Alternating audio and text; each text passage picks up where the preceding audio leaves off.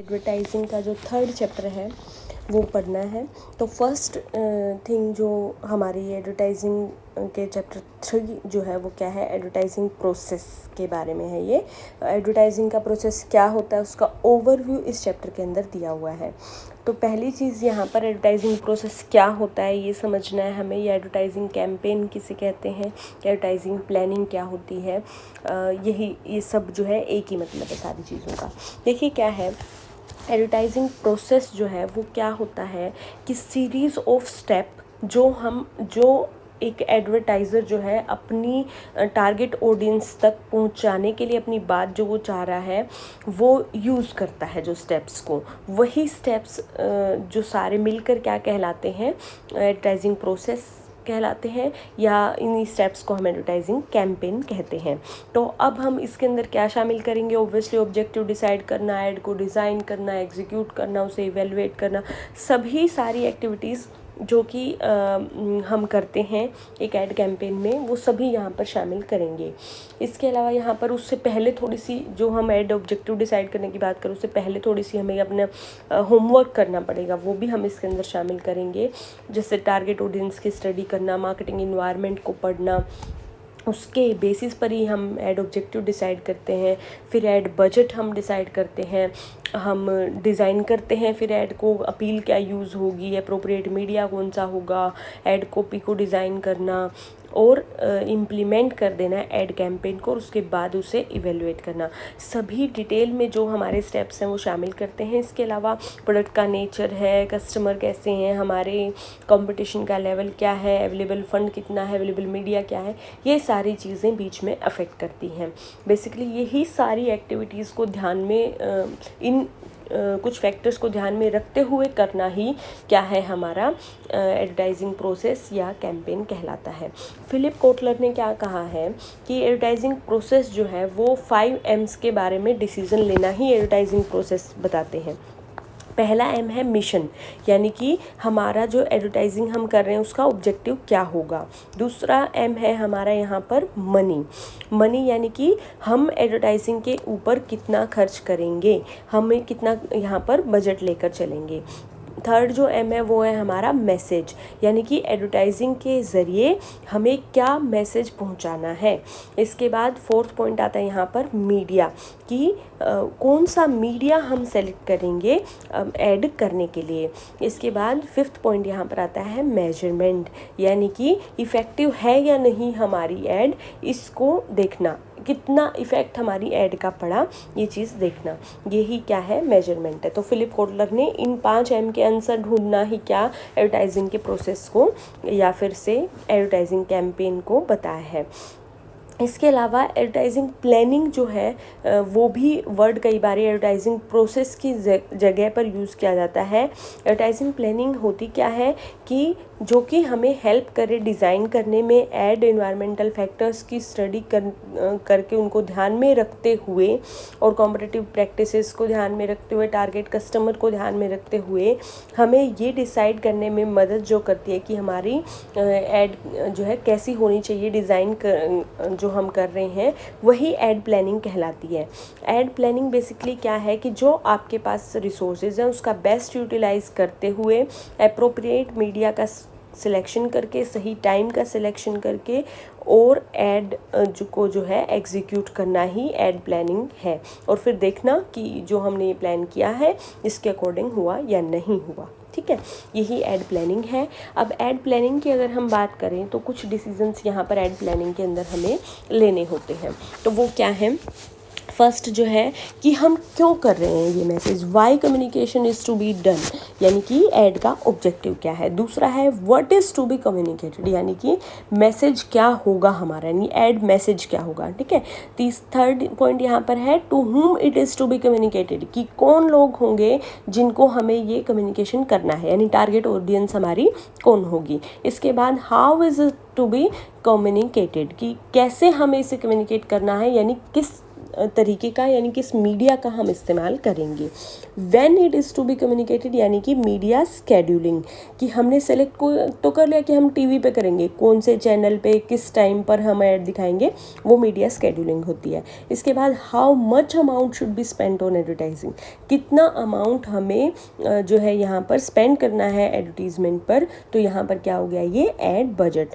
और how will advertising effectiveness be measured, कि हम कैसे ये जानेंगे कि एड इफेक्टिव रही है। ठीक है, तो उसके लिए हमें स्टैंडर्ड्स फिक्स करने पड़ेंगे, ओब्वियसली उसके साथ कंपैरिजन करके ही हम जान सकते हैं। ठीक है, तो इन क्वेश्चंस के आंसर हमें ऐड प्लानिंग में ढूंढने होते हैं। तो यानी ऐड प्रोसेस में जो हमने पढ़ा और प्लानिंग में जो पढ़ा वो सेम है।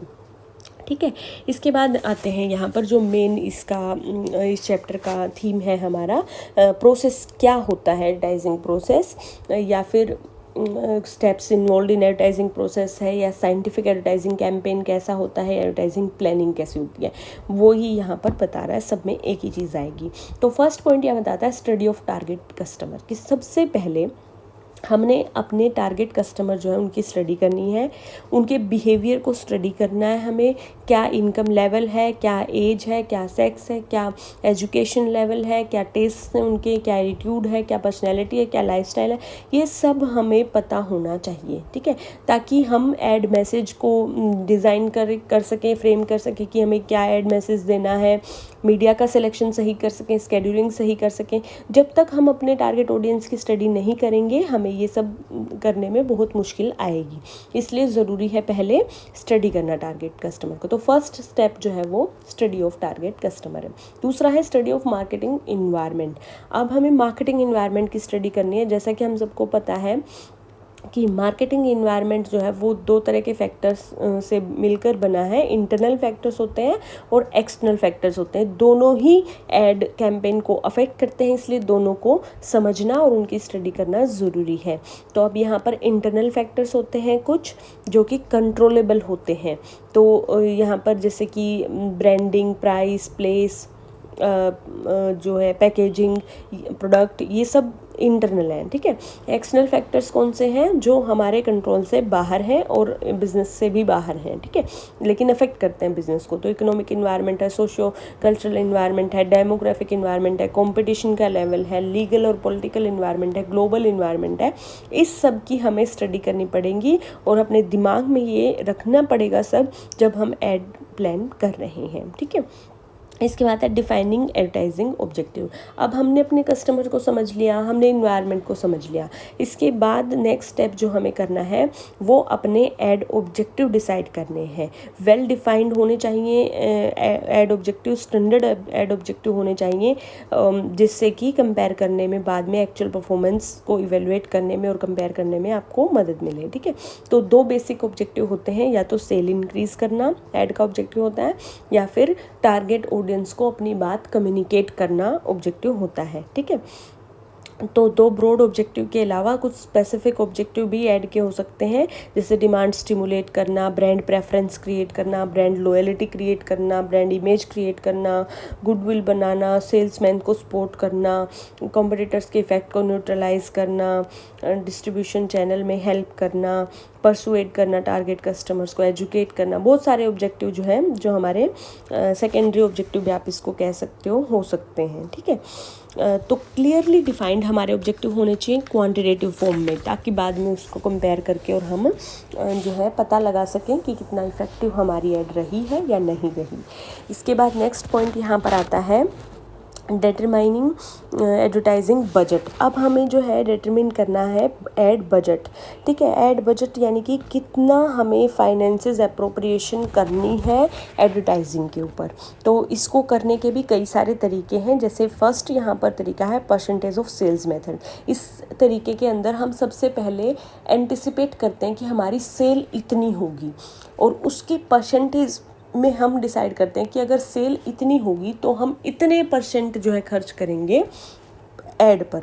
फॉर एग्ज़ाम्पल हमने एंटिसिपेट की कि हमारी 10 लाख रुपए की सेल हो जाएगी, ठीक है। तो अगर हम ये कहते हैं कि 10 लाख रुपए की सेल होगी और हमारा ऐड बजट क्या रखेंगे हम 5%, तो 10 लाख का 5% जो है यानी कि 50,000 रुपये हम ऐड पर खर्च करेंगे। इस तरीके से हम परसेंटेज ऑफ सेल्स मेथड के ज़रिए ऐड बजट निकाल सकते हैं। इसके बाद आता है second method, affordable method. Affordable method में वो तरीका अपनाया जाता है कि जितना हम अफोर्ड कर सकते हैं उतना ही हम जो है ऐड पर खर्च करेंगे, कि अवेलेबिलिटी ऑफ फंड्स ऐड के लिए कितना है, ये हम खुद कितना अफोर्ड कर सकते हैं। कोई भी जो है सिंगल फर्म वो उसी हिसाब से ही जो है पैसे लगा देती है, ये है। इसके बाद है कॉम्पिटिटिव पैरिटी मेथड। इसमें हम ये देखते हैं कि कॉम्पिटिटर्स कितना खर्च कर रहे हैं ऐड के ऊपर, हम भी लगभग उतना ही खर्च कर देते हैं, ठीक है। इसके अलावा यहाँ पर आता है ऑब्जेक्टिव एंड टास्क मेथड, कि हमारा ऐड का ऑब्जेक्टिव क्या है और हम उस ऑब्जेक्टिव को पूरा करने के लिए क्या क्या कर रहे हैं ऐड के अंदर, हम वो चीज़ें देखेंगे और फिर हम ये देखेंगे अच्छा ये काम करने पर इतना खर्च होगा, ये काम करने पर इतना खर्च होगा, उसका टोटल कर लेंगे और वही हम जो है बजट डिसाइड कर लेंगे। तो ये तरीका है। तो फिफ्थ पॉइंट है इसके बाद सेलेक्टिंग एडवर्टाइजिंग अपील। अब हम किस अपील के ज़रिए अपनी बात पहुंचाएं कस्टमर तक, टारगेट ऑडियंस तक, ताकि उनकी अटेंशन हम ग्रैब कर पाएँ, उसके लिए हमें एक अपील सेलेक्ट करनी होगी। तो अपील दो तरीके की होती है, एक रैशनल अपील होती है और एक इमोशनल अपील होती है। रैशनल अपील में प्रोडक्ट और सर्विस के बेनिफिट्स पर और उसकी फीचर्स पर ज़्यादा जो है अटेंशन क्रिएट की जाती है, ज़्यादा एम्फेसाइज डाला जाता है। तो यहाँ पर प्रोडक्ट की quality, dependability, durability, efficiency product की, इकोनॉमी, परफॉर्मेंस, हेल्थ के ऊपर उसका असर, फेवरेबल प्राइस, ये सब चीज़ें जो है हम यहाँ पर शामिल करते हैं कि रैशनल अपील के अंदर। दूसरी अपील जो है हमारी होती है इमोशनल अपील। इमोशनल अपील के अंदर यहाँ पर साइकोलॉजिकल नीड जो है कस्टमर की परचेज़ करने की, उसके ऊपर एम्फेसाइज किया जाता है। तो यानी कि जैसे कि ये कहेंगे कि इस तरह की अपील के अंदर कि सेफ्टी देखेंगे, सिक्योरिटी, खुशियाँ, एक्साइटमेंट, अचीवमेंट, प्लेजर, कंफर्ट, जो फील होती है ना एक, वो उस चीज़ को हम यहाँ पर कंसीडर करेंगे, जॉय, ह्यूमर, स्टेटस, इन चीज़ों को। तो इमोशनल अपील, तो हम यहाँ पर सिलेक्ट करेंगे कि हमें इमोशनल अपील के ज़रिए अपना मैसेज पहुँचाएंगे या रैशनल अपील के ज़रिए, ठीक है। इसके बाद आता है सेलेक्टिंग एडवर्टाइजिंग मैसेज। अब हमें अपना मैसेज सेलेक्ट करना है। मैसेज जो है वो ब्रीफ में होना चाहिए, ऐसा होना चाहिए जो अटेंशन क्रिएट करे, डिस्टिंक्टिव होना चाहिए, इंफॉर्मेटिव होना चाहिए, ईजीली समझ में आ जाए ऐसा होना चाहिए, और याद रखना उसे आसान हो ऐसा होना चाहिए। अब आप यहाँ पर वर्बल और नॉन वर्बल सिंबॉलिक फॉर्म में भी मैसेज भेज सकते हो। बेसिक चीज़ें ये जो है कि ब्रीफ में हो, अटेंशन क्रिएट करे, इन्फॉर्मेटिव हो, डिस्टिंक्टिव हो, समझ में आए, याद रहे, ये चीज़ें होनी ज़रूरी हैं, किसी भी फॉर्म में आप भेजो, ठीक है। तो अब मैसेज का जब हम सेलेक्ट कर रहे होते हैं तो कुछ चीज़ें हैं फिलिप कोटलर के अकॉर्डिंग जो हमें ध्यान रखनी है।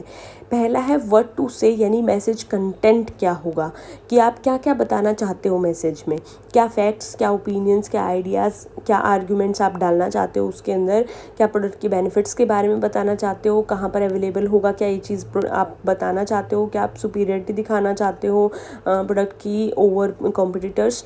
तो ये सब चीज़ें आपने देखनी है। इसके बाद आता है हाउ टू से, यानी मैसेज को प्रेजेंट कैसे करना है आपने टारगेट ऑडियंस के आगे। तो इस तरीके से करेंगे जिससे कि अटेंशन क्रिएट हो जाए, ठीक है, इंटरेस्ट बना रहे और डिज़ायर जो है कस्टमर, जो एडवर्टाइज़र का, कि वो जो रीज़न था कम्युनिकेट करने का, वो पूरा हो जाए। इस तरीके से मैसेज को प्रेजेंट करना है। हु शुड से इट, यानी मैसेज सोर्स कौन होगा, कौन कहेगा, क्या आप खुद अपनी बात कहेंगे, क्या आप किसी और के ज़रिए अपनी बात कहलवाएंगे।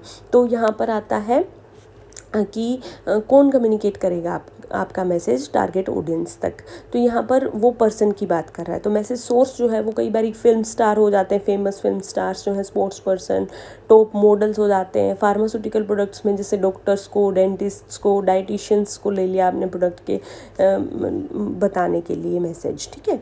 तो ये है। इसके बाद आता है selecting media, media mix and media vehicle. अब हमें मीडिया को सेलेक्ट करना है, मीडिया मिक्स को और मीडिया व्हीकल को सिलेक्ट करना है।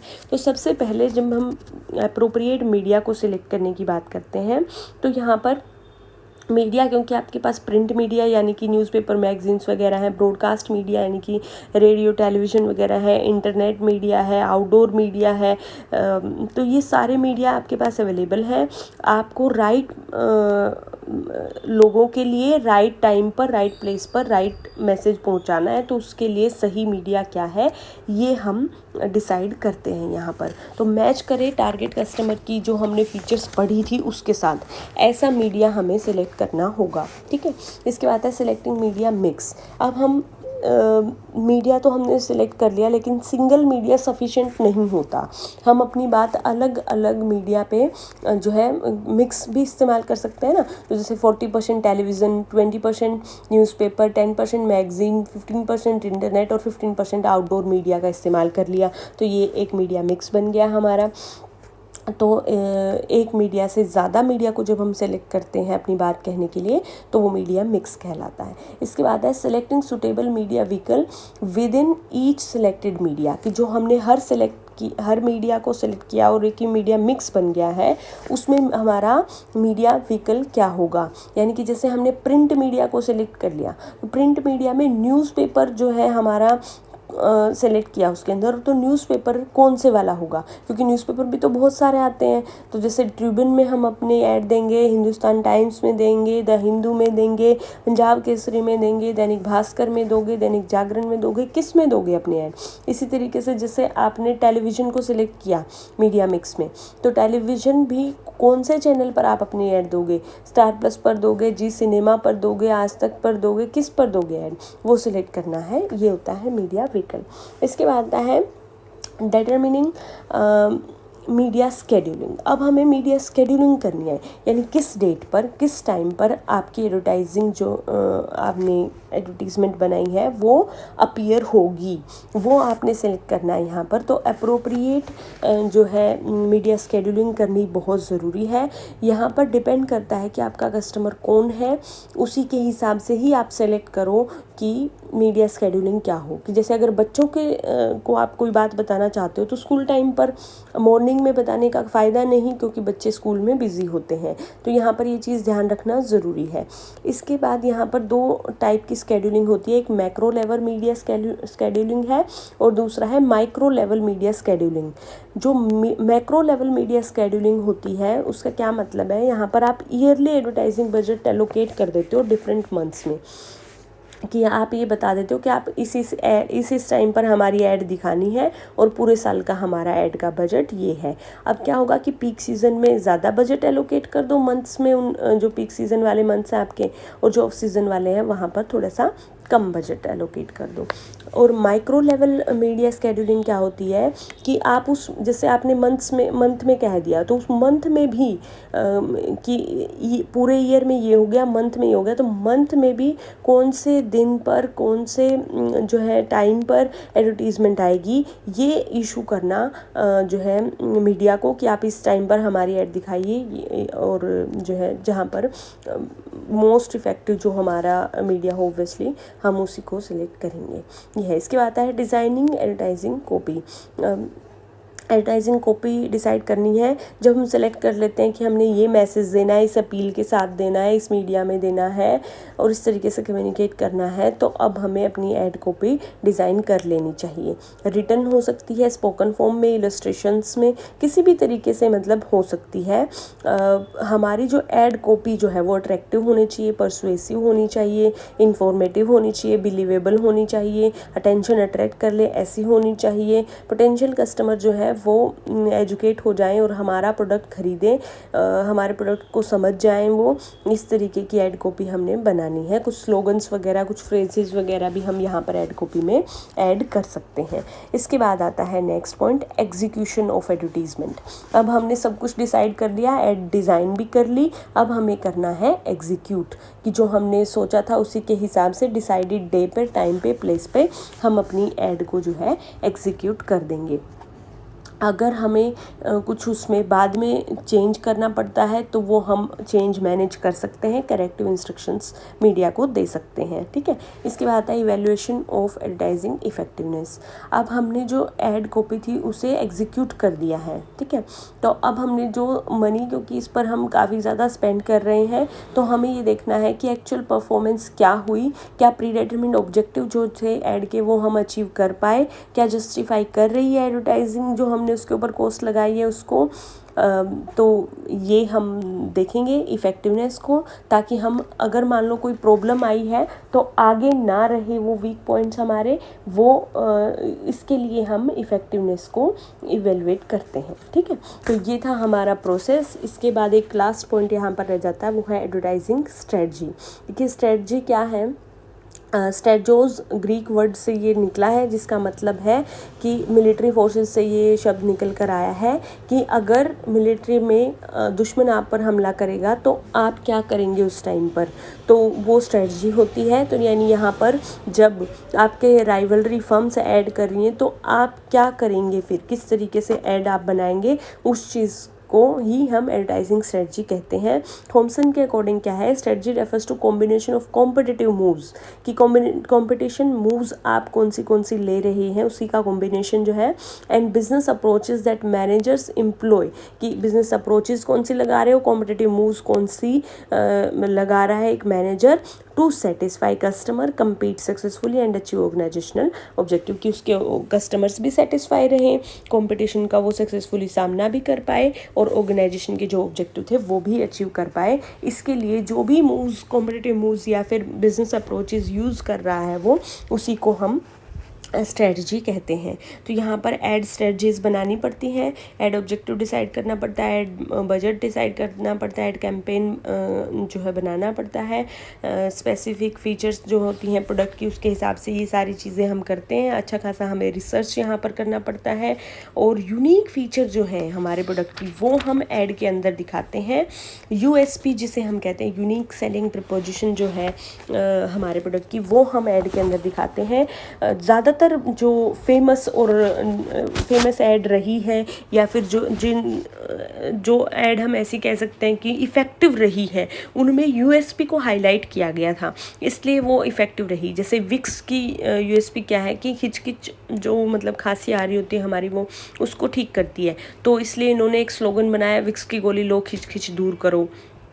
ऐसे ही कोई भी एग्जांपल ले सकते हो, जैसे कि मैगी नूडल जो है उसकी यूएसपी क्या है कि 2 मिनट में बन जाती है, कि एक्चुअल में 2 मिनट में बने ना बने बट बहुत जल्दी तो बनती है ना, ये उसकी यूएसपी है, ठीक है। तो उन्होंने ये कह दिया कि जस्ट 2 मिनट्स में मैगी नूडल्स, जस्ट 2 मिनट्स, तो इसी चीज़ को हाईलाइट किया उन्होंने। तो यूएसपी को हाईलाइट करना है अपनी को, जो आपको जिसकी वजह से आपका प्रोडक्ट जो है वो बिकेगा, उस चीज़ को हाईलाइट करना है। तो स्ट्रेटजी में क्या इंक्लूड कर सकते हो आप, कि डिटरमिन करना है पहले ऑब्जेक्टिव, कि आपका ऐड करने का ऑब्जेक्टिव क्या है, सेल्स ऑब्जेक्टिव है, कम्युनिकेशन ऑब्जेक्टिव है, क्या ऑब्जेक्टिव है, इसके बारे में डिटेल में हम आगे आने वाले चैप्टर में, ऐड ऑब्जेक्टिव का एक चैप्टर है उसके अंदर पढ़ लेंगे, ठीक है। इसके बाद एडवर्टाइजिंग डिटरमिनिंग ऐड बजट। अब बजट डिसाइड करना है यहाँ पर कि कितना हमें स्पेंड करना है ऐड के ऊपर, कि हमें जो है स्पेसिफाइड पीरियड में स्पेसिफाइड रिजल्ट जो है वो मिल जाए। तो यहाँ पर हमें सेलेक्ट करना होगा, वो तो हम ऐड बजट का एक चैप्टर आएगा, उसके अंदर उसके मेथड्स वगैरह देखेंगे और कैसे ऐड बजट डिसाइड होता है वो देखते हैं, ठीक है। इसके बाद है designing and developing ad copy. अब हमें अपनी यूनिक सेलिंग प्रपोजिशन के साथ ही headline, slogans, illustrations, appeals, layout और आइडेंटिफिकेशन मार्क्स वगैरह के साथ हमें ऐड कॉपी डेवलप करनी है यहाँ पर। तो क्रिएटिव एस्पेक्ट्स ऑफ एडवर्टाइजिंग के अंदर एक चैप्टर आएगा ये, उसके अंदर हम ये पढ़ेंगे डिटेल में। इसके बाद है मीडिया प्लानिंग एंड शेड्यूलिंग। अब हमें मीडिया का सिलेक्शन करना है, मीडिया मिक्स का सिलेक्शन करना और मीडिया शेड्यूलिंग करनी है। तो ये हमारे ऐड मैसेज के अकॉर्डिंग हम सेलेक्ट कर लेंगे। इसका भी एक चैप्टर है मीडिया प्लानिंग एंड शेड्यूलिंग, वो हम पढ़ेंगे डिटेल के अंदर। तो ये था चैप्टर हमारा एडवर्टाइजिंग प्रोसेस एंड ओवरव्यू। आपको समझ में आ ही गया होगा पूरा चैप्टर। हम जो है नेक्स्ट चैप्टर नेक्स्ट वीडियो के अंदर करेंगे।